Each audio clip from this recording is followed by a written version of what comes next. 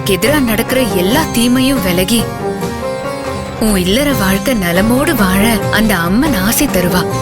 ஆடி மாசங்கிறதால வேண்டுதலை முடிக்கிற ஒவ்வொரு வாரமும் கூழ் காய்ச்சி அன்னதானம் செஞ்சு ஏழைகளுக்கு தானம் பண்ணு. நீங்க சொல்ற மாதிரியே நான் பண்றேமா. என் புருஷனோட உயிரை காப்பாத்தி அவரோட ஆயுள நீடிக்கிறதுக்காக நான் என்னோட உயிரை கூட கொடுக்கறதுக்கு தயாரா இருக்கேன். நான் இந்த வேண்டுதலை நிச்சயம் நிறைவேற்றுவேன். இதை இந்த நாளும் வாரமும் ரொம்ப சுலபமா செஞ்சு முடிச்சிடலான்னு மட்டும் நினைக்காத. இதை கெடுக்கிறதுக்கும் கெட்ட புத்தி உள்ளவங்க சூழ்ச்சி செஞ்சு உன்னை வீழ்த்த பாப்பாங்க. ஏன்னா நீ போராடுறது விதியை ஜெயிக்கிறதுக்கு. அந்த விதியை ஜெயிக்கிறது அவ்வளவு சாதாரணமான விஷயம் இல்லை. ஆனா நீ அம்மனோட அருளை பெற்று இதெல்லாம் பண்ணா நிச்சயமா உன்னால இந்த வேண்டுதலை ஜெயிக்க முடியும். ஏய், அந்த மாதிரி நம்மள பார்த்து சொல்லுது. அவ வேண்டுதலை முறியடிக்கிறதா நம்ம வேலையா? நமக்கு வேற வேலை இல்லையா? நமக்கு வேற வேலை இல்லதான். இப்படி ஒவ்வொரு வேண்டுதலை முடிக்கும் போதும் அந்த அம்மன் கிட்ட அணையா விளக்க கொண்டு போய் நீ தெய்வத்துக்கிட்ட சேர்க்கணும். அதுவும் அந்த குறிப்பிட்ட நல்ல நேரத்துல. நேரம் தவறிடக்கூடாது. நேரம் தவறுச்சுன்னா உன் வேண்டுதல் பலிக்காம போயிரும்.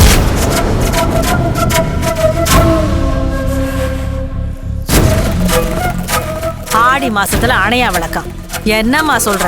நான் சொன்னதெல்லாம் செஞ்சாதான் விதிய தெய்வ சக்தியால கொண்டு வெல்ல முடியும்.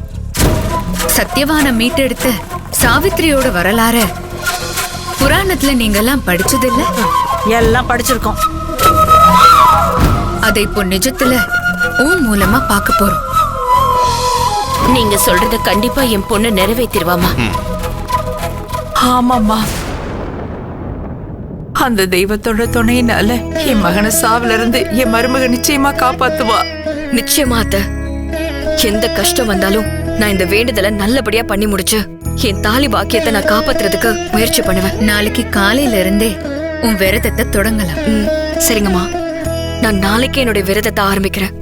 சரிம்மா, நீ இப்போ இந்த அரிசியை என் மடியில போடு. நான் போய் என் விரதத்தை முடிக்கணும். எனக்கு நீங்க யாரு என்னன்னுலாம் தெரியாதுமா. ஆனா நேத்து நான் திக்கு தெரியாம நிக்கும் போது உங்க மூலமா தான் அந்த லாயர் இந்த கேஸுக்கு ஆஜராகிறதா ஒத்துக்கிட்டாங்க. இன்னைக்கு என்னோட தாலி பாக்கியம் நிலைக்கிறதுக்காக நீங்க வந்து ஒரு விஷயத்த சொல்றீங்க. நேத்து என் கண்ணுக்கு தெய்வமா தெரிஞ்சுங்க, இன்னைக்கும் என் கண்ணுக்கு நீங்க அப்படிதான் தெரியுறீங்க. உன் கண்ணுக்கு நான் என்னவா தெரியுறேனோ அதுவாவே இருக்க நான் ஆசைப்படுறேன்.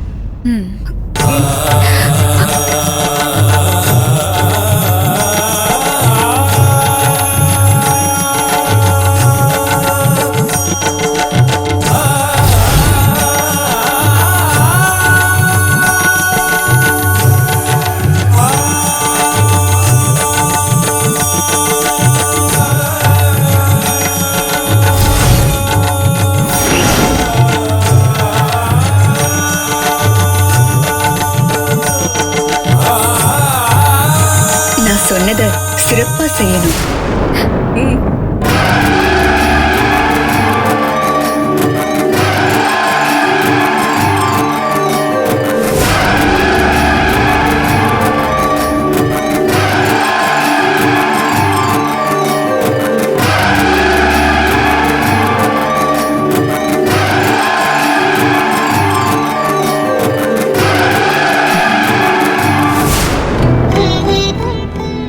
செல்விமா, இந்த அம்மா சொல்லிட்டு போன மாதிரி நிச்சயம் உன் வேண்டுதலை நிறைவேற்றணுமா? இதெல்லாம் செஞ்சா மாப்பிள்ளையோட தூக்கு தண்டனைய நிராகரிக்க கூட வாய்ப்பு இருக்கு. மாப்பிள்ளை எந்த தப்பும் செய்யலன்னு விடுதலை ஆகிறது கூட வாய்ப்பு இருக்கு. ஆமாம்மா, அவங்க சொல்லிட்டு போனதை கேட்டப்போ மனசுல ஒரு நம்பிக்கை வந்துருச்சு. கடவுள் அவதாரம் எடுத்து 14 வருஷம் வனவாசம் போனாங்க. பஞ்சபாண்டவர்கள் நாட்டையெல்லாம் இழந்துட்டு பல துன்பத்தை அடைஞ்சாங்க. கடவுளுக்கே அப்படின்னா நாம எல்லாருமே சாதாரண மனுஷங்க தானே. நமக்கு கஷ்டம் வராதா என்ன?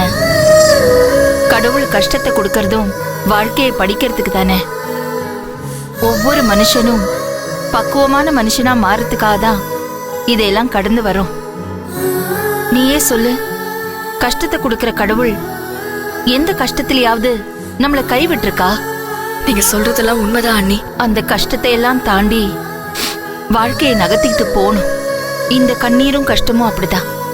இதுவும் கடந்து போகும். நிச்சயம் அந்த அம்மன் வேலுவை காப்பாத்தி நம்ம கிட்ட ஒப்படைப்பா. எனக்கும் அந்த நம்பிக்கை இருக்கு அண்ணி. மாமா உள்ள வாங்க. வாங்கம்மா. வாங்க. வாங்க.